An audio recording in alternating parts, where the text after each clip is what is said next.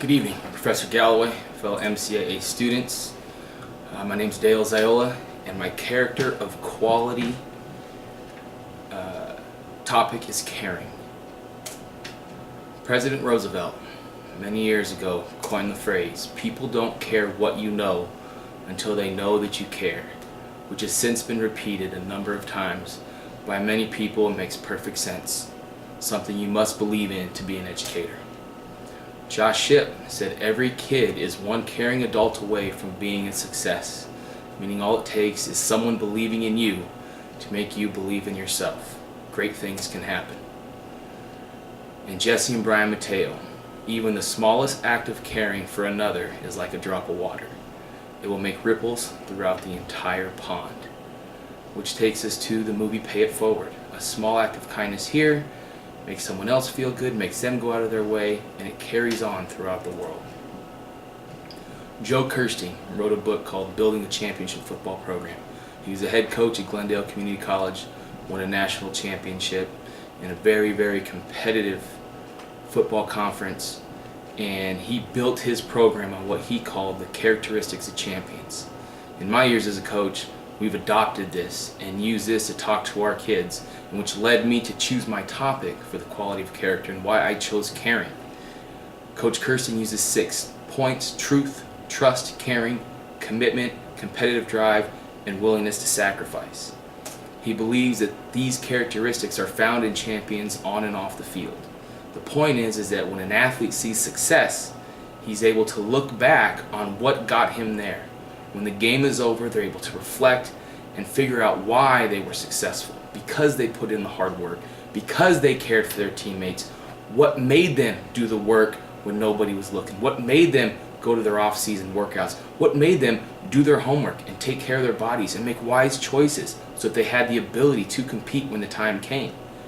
And when their athletic careers are over, as they mature and become adults and life grabs them and they have to go out and be fathers and mothers and hold relationships and hold down jobs, they're able to look back on what helped them be successful athletes and are able to tie those same characteristics into being successful people. I chose caring because I think it's intertwined with all of the characteristics of champions, and it is synonymous with love. You care for someone, you love them, you have a deep-seated feeling that makes you give up your own desires and needs to help them get where they need to go. Our whole existence is one interaction after another, and these interactions create opportunities for relationships. Relationships can lead to love. Relationships are what our society is built upon. Relationships is what our careers as coaches is built upon. Dr. Martin Luther King said it best: "We are caught in an inescapable network of mutuality tied to a single garment of destiny. Whatever affects one directly affects all indirectly," which is why caring is so important. Buzz Williams, a basketball coach at Virginia Tech, came out recently, had an article about the 4 things you can do right away to make yourself a better person and have an impact in the world. And he mentioned relationships. He said you build trustful relationships by never asking for anything. The best people building relationships, they just give to the relationship. They give and they give and they give. They serve others, and it makes them successful. It builds trust. It leads to a commitment. They show they're committed to someone else. That person in turn becomes committed, makes them someone people want to follow. Caring people place the needs of others before their own. They are unselfish. Caring individuals are secure in themselves, enabling them to put it out there for others, to make that sacrifice, to overextend themselves. Sometimes it might be embarrassing.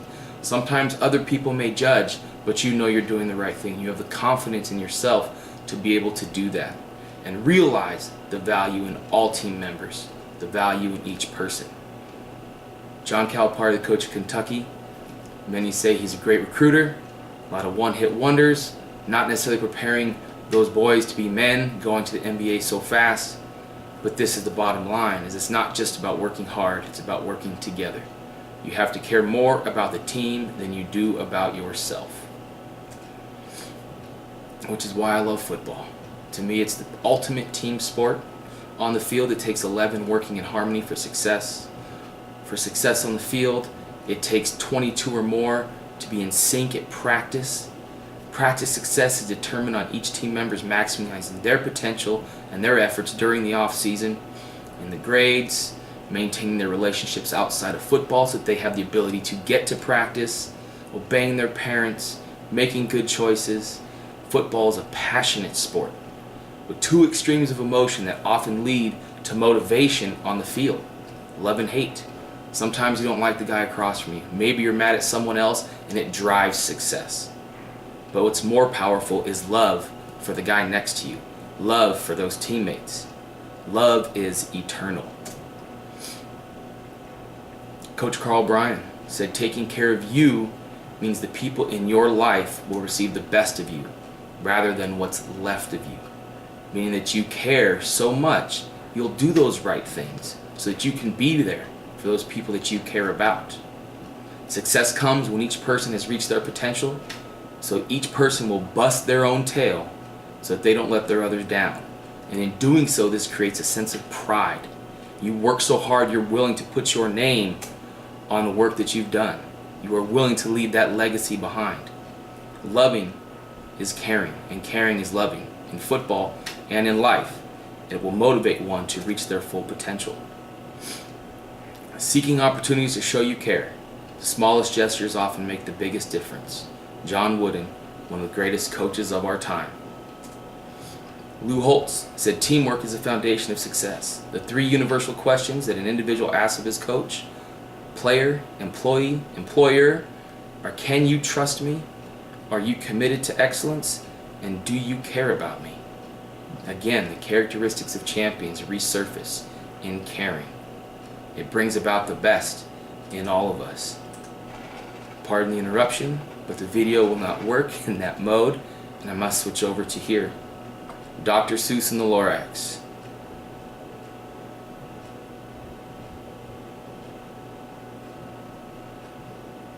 So this is really all your fault. You destroyed everything. Yes. And each day since the Lorax left, I've sat here regretting everything I've done. Staring at that word, unless, and wondering what it meant.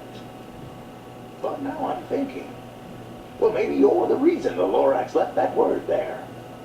Me? Why would he leave that for me? Because unless someone like you cares a whole awful lot, nothing is going to get better. It's not.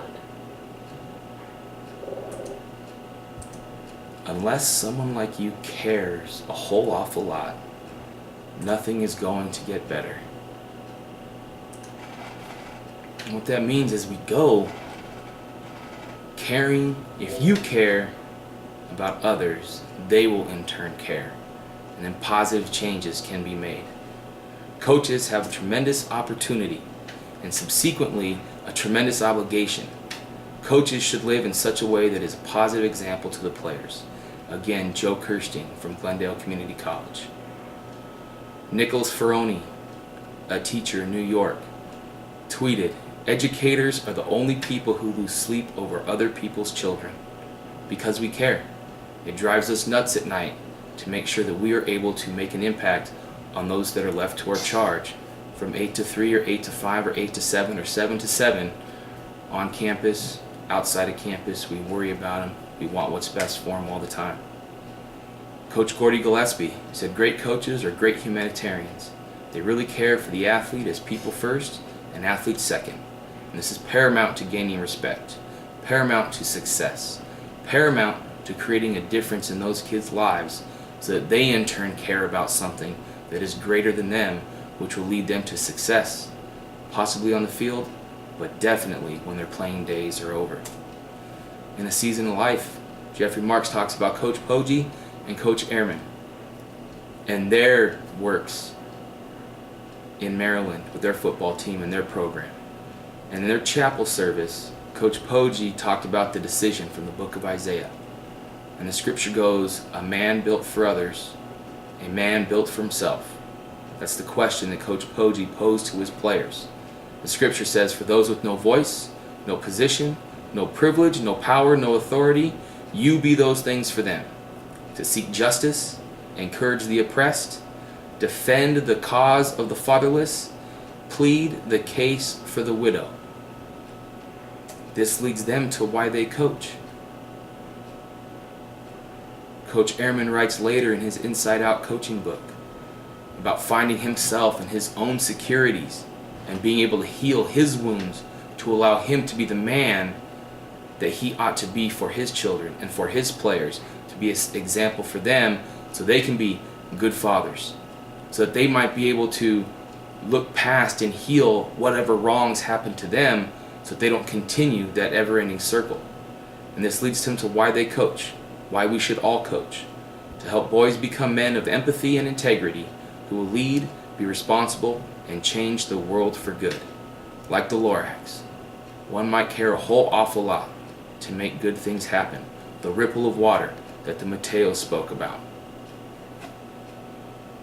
One more video clip, again, pardon the quick script here, flip of the screen.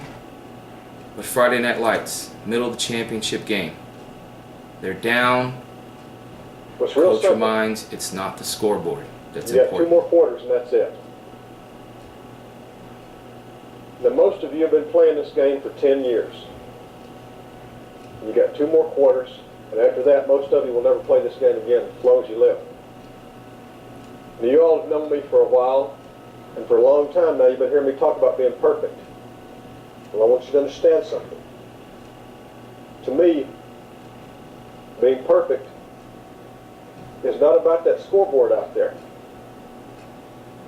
It's not about winning. It's about you and your relationship to yourself and your family and your friends. Being perfect is about being able to look your friends in the eye and know that you didn't let them down because you told them the truth. And that truth is that you did everything that you could.